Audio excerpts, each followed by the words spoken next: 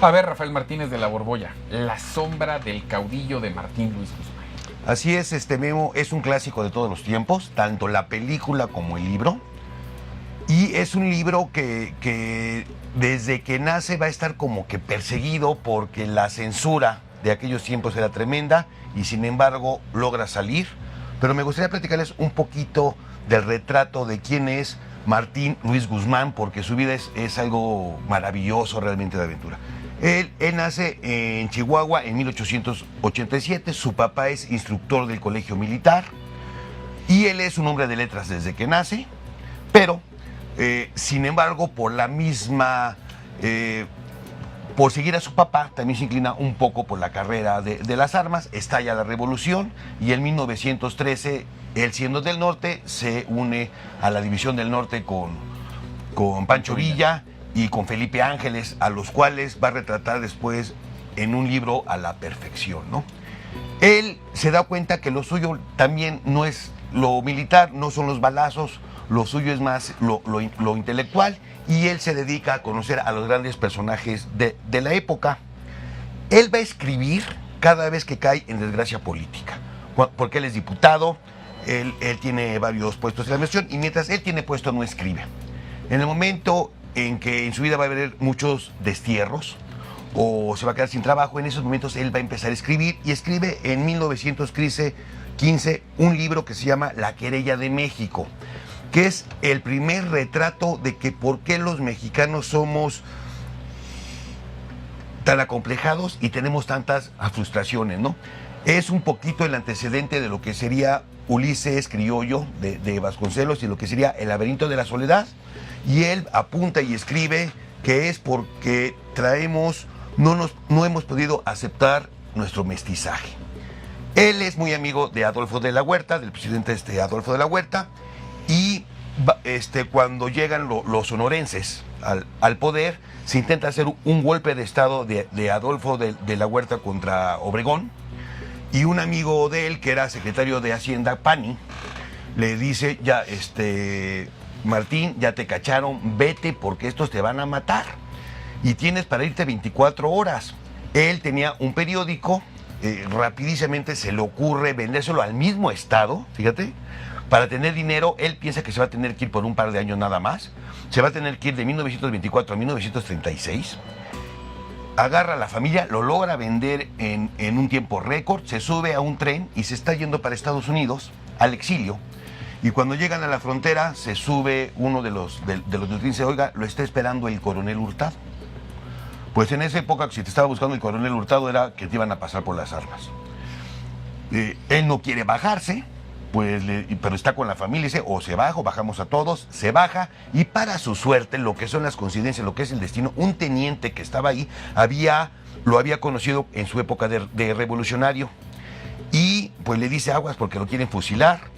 ¿Y quién firmó la orden? Y la orden la está firmando, esto es muy importante para el libro, el general Serrano. Y entonces mandan unos telegramas a México para ver si la orden se confirma, no llega y él se va.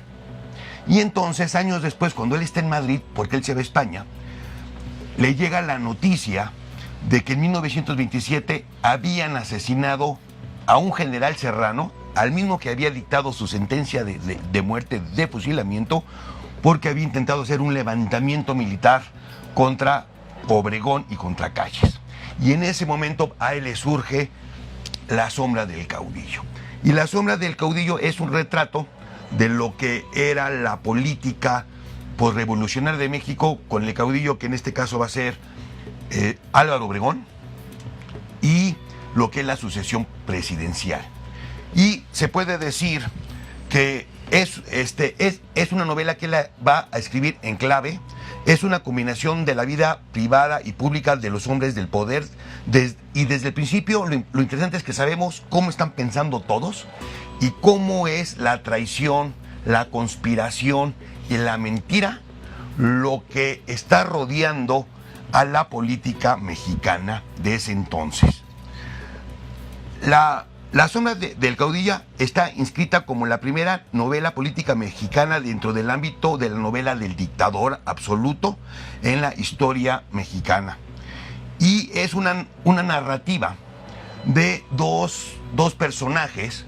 Uno es el secretario, el ministro de Guerra, y el otro es el ministro del Interior. En aquí sería Serrano, sería el ministro de Guerra, es un joven general que ha salido de la revolución, y por otro lado está el ministro del Interior, que va a representar lo que es calles.